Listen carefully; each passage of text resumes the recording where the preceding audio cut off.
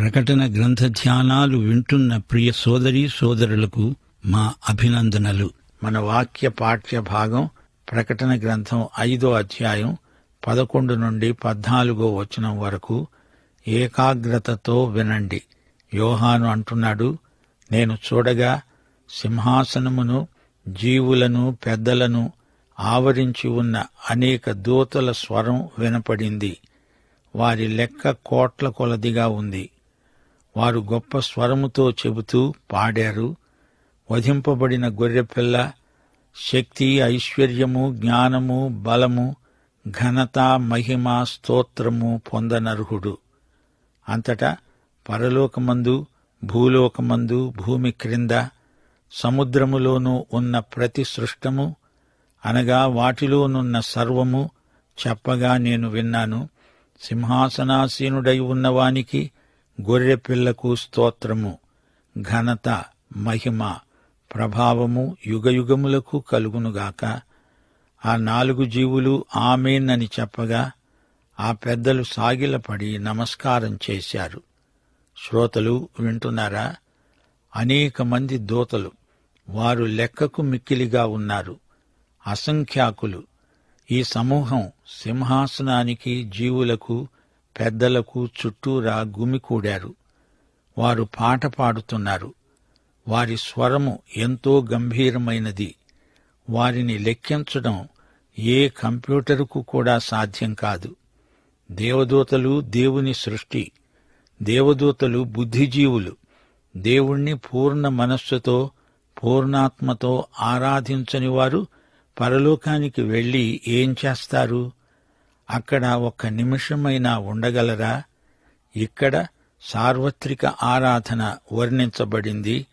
సృష్టిలో ప్రతి సృష్టము, సృష్టిలో ఉన్న సర్వము, సమస్తము దేవుణ్ణి స్తుతించడం ఒక గొప్ప విశేషం. పరలోకంలో, భూలోకంలో, భూమి క్రింద, సముద్రములో, వీటన్నిటిలో ఉన్న సమస్తము దేవుణ్ణి స్తుతించింది. ఇహలోకంలో, పరలోకంలో ప్రాణమున్న ప్రతిదీ దేవుణ్ణి స్తుతించింది. భూమి మీది జంతువులు, సముద్ర ప్రాణులు కూడా దేవుణ్ణి స్తుతించాయి. సమస్త ప్రాణులు ఈ ఆరాధన కూటమునకు ఆమేన్ చెబుతున్నాయి. మనమందరము దేవుణ్ణి స్తుతిద్దాము.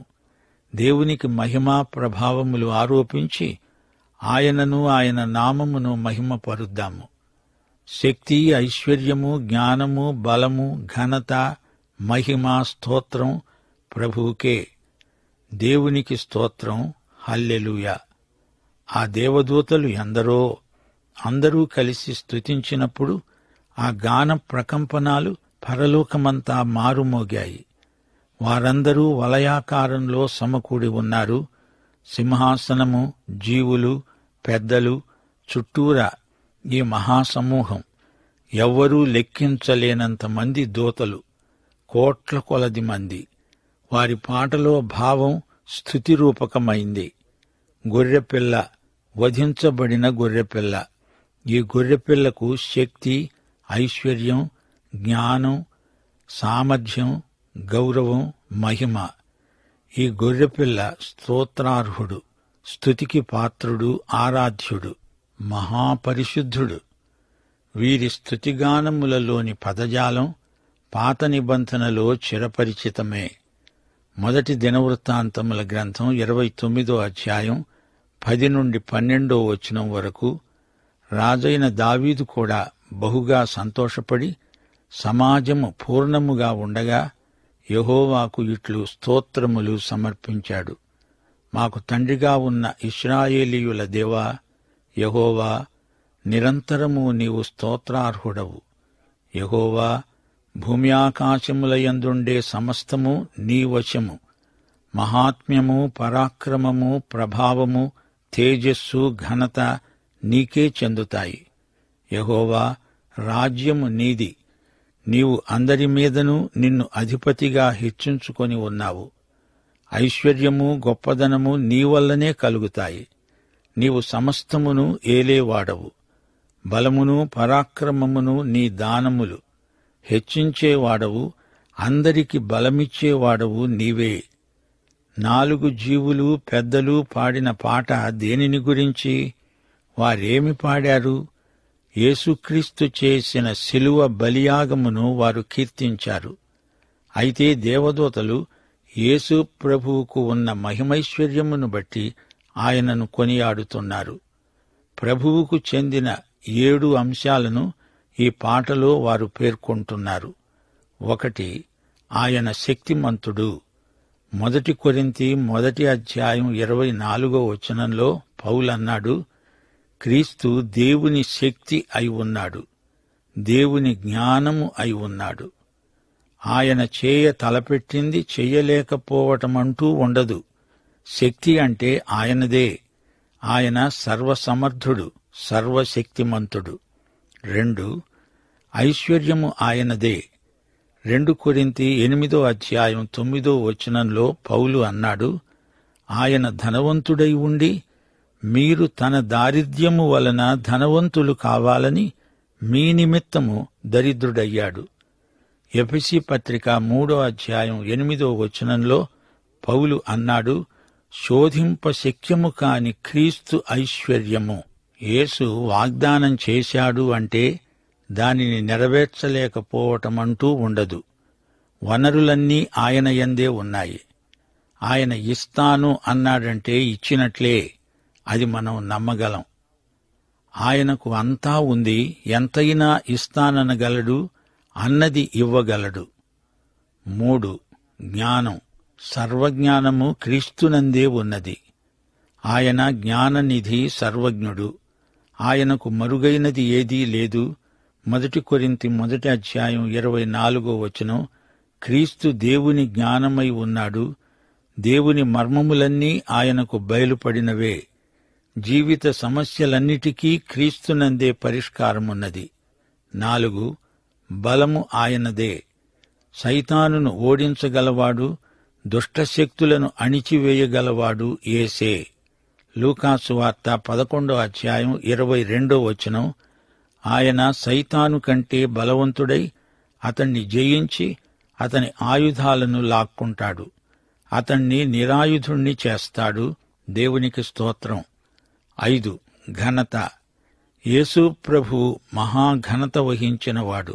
ఒక రోజు రాబోతోంది, ప్రతి మోకాలు ఆయన ఎదుట వంగాల్సిందే. ప్రతి నాలుక ఆయనే ప్రభువని ఒప్పుకొని తీరాలి. ఫిలిప్పీ పత్రిక 2:11 ప్రతివాని నాలుక తండ్రి అయిన దేవుని మహిమార్థమై యేసు క్రీస్తు ప్రభువని ఒప్పుకొనున్నట్లు, ప్రతివాని మోకాలు యేసు నామమున వంగునట్లు దేవుడాయనను అధికముగా హెచ్చించి ప్రతి నామమునకు పైనామమును ఆయనకనుగ్రహించాడు. క్రైస్తవులు కానివారు కూడా ఎందరో యేసు ప్రబోధాలను విని అందలి నైతిక పరిపూర్ణతను ఎంతో ప్రశంసిస్తున్నారు. వారు ప్రభువును ఘనపరుస్తున్నారు.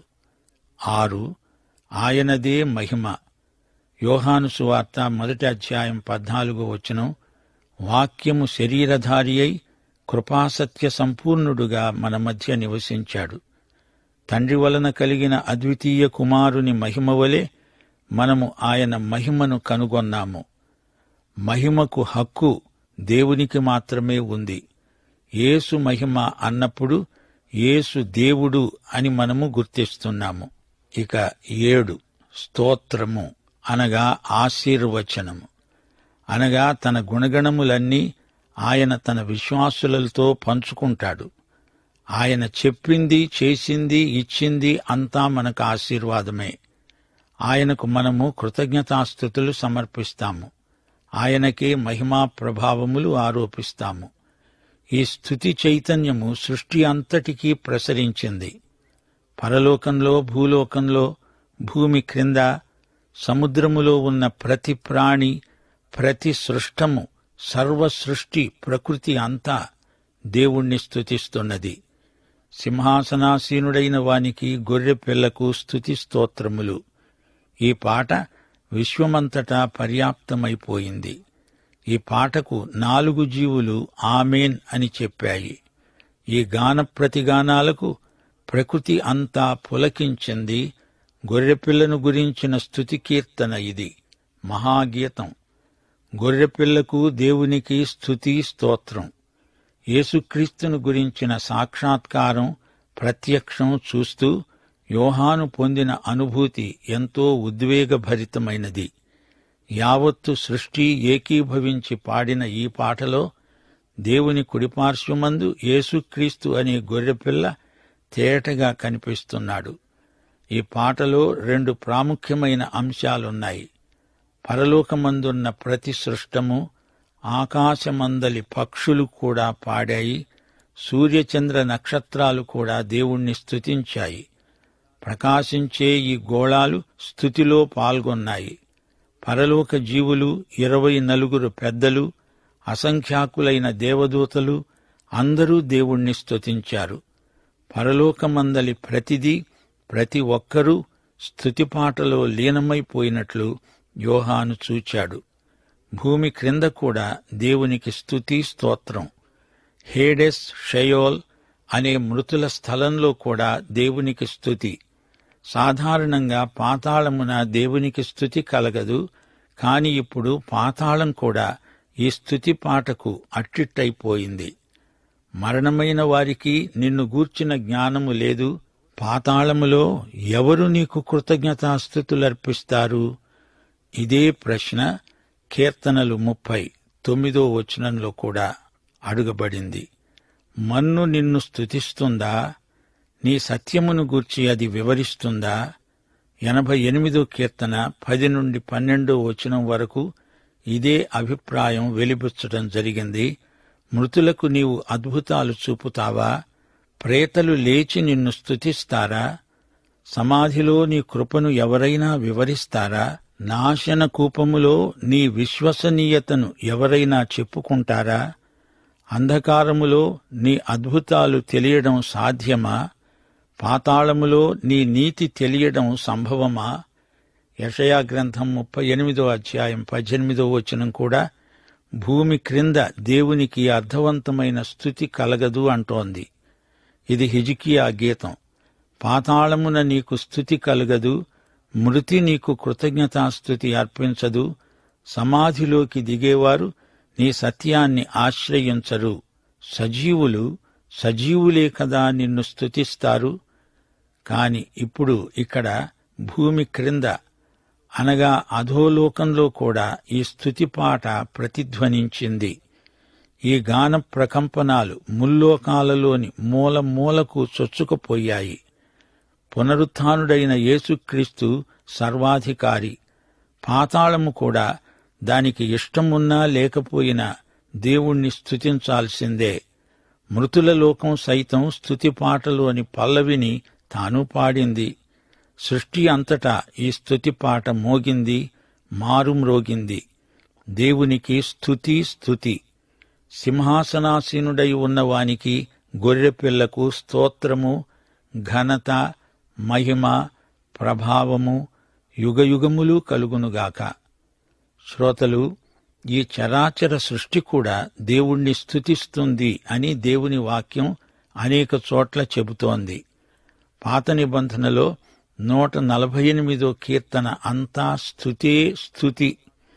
ఆకాశవాసులు, ఉన్నత స్థలముల నివాసులు, ఆయన దూతలు, సైన్యములు, సూర్యచంద్రులు, కాంతిగల నక్షత్రాలు, పరమాకాశములు, ఆకాశముపై ఉన్న జలములు, భూమి మీది మకరములు, అగాధ జలములు, అగ్ని, వడగండ్లు, హిమము, ఆవిరి, తుఫాను, పర్వతాలు, గుట్టలు, ఫలవృక్షాలు, దేవదారు వృక్షాలు, మృగములు, పశువులు, సరీసృపాలు, పక్షులు, భూరాజులు, సమస్త ప్రజలు, అధిపతులు, న్యాయమూర్తులు, యువకులు, కన్యకలు, వృద్ధులు, బాలురు ఒక్కరేమిటి, అంతా, అందరూ, అన్నీ దేవుణ్ణి స్తుతిస్తూనే ఉన్నాయి. 3 హీబ్రూ బాలురు పాట పాడారు అని అపోక్రిఫా అనే సాహిత్యంలో ఉంది. అదొక పెద్ద పాట. అది బైబిల్లో లేదు. ఆ పాట గొప్ప కవిత. ఇది అచ్చం 148 కీర్తనలాగే ఉంటుంది. ప్రభువును స్తుతించండి, ఆయన నామమును ఘనపరచండి అనే మకుటంతో రాయబడిన స్తుతి గీతమది. సృష్టిలోని ప్రతి అణువు, పరమాణువు దేవుణ్ణి స్తుతిస్తుంది. దేవునికి స్తోత్రం. గాలి, అగ్ని, వేడిమి, సమస్త ఋతువులు, రాత్రింబగళ్ళు, వెలుగు, చీకటి, మంచు, ఉరుములు, మెరుపులు, సముద్రాలు, నదులు, విశేషించి మానవులారా, మీరు దేవుణ్ణి స్తుతించండి. ఈ సమస్త విశ్వంలో సృజించబడ్డ ప్రతిదీ, ప్రతి వ్యక్తి అర్పించే స్తుతులకు, ఆరాధనకు తండ్రి అయిన దేవుడు, యేసు ప్రభువు సమానముగా యోగ్యులు. యోహాను సువార్త 5వ అధ్యాయం 23వ వచనం, తండ్రిని ఘనపరచునట్లుగా అందరూ కుమారుణ్ణి ఘనపరచాలని తీర్పు తీర్చడానికి సర్వాధికారము కుమారునికి అప్పగించి ఉన్నాడు. స్తుతిలో ఆరాధనానుభూతి మనకు ప్రాప్తిస్తుంది. ఆత్మతో, సత్యముతో దేవుణ్ణి ఆరాధిస్తాము. దేవుణ్ణి, ఆయన నామమును పైకెత్తి మహిమపరచడమే ఆరాధన, స్తుతి. కీర్తనలు 22:3 వచనం. ఈ వచనాన్ని మన హృదయాలపై ముద్రించుకుందాము. దేవా, నీవు ఇశ్రాయేలు చేసే స్తోత్రముల మీద ఆసీనుడవై ఉన్నావు. 149వ కీర్తన 8వ వచనం. వారి నోట ఉత్సాహ స్తోత్రము ఉండగా, వారి చేతిలో రెండంచుల ఖడ్గముండగా, గొలుసులతో వారి రాజులను, ఇనుప సంకెళ్లతో వారి ఘనులను బంధిస్తావు. ఆయన భక్తులందరికీ ఘనత ఇదే. యెహోవాను స్తుతించండి. పాఠం ఇంతటితో సమాప్తం. యేసుక్రీస్తు వారి దివ్యకృప, తండ్రి అయిన దేవుని పరమ ప్రేమ, పరిశుద్ధాత్మ యొక్క అన్యోన్య నిత్య సహవాసము మనకందరికీ సదాకాలము తోడై ఉండునుగాక. ఆమేన్.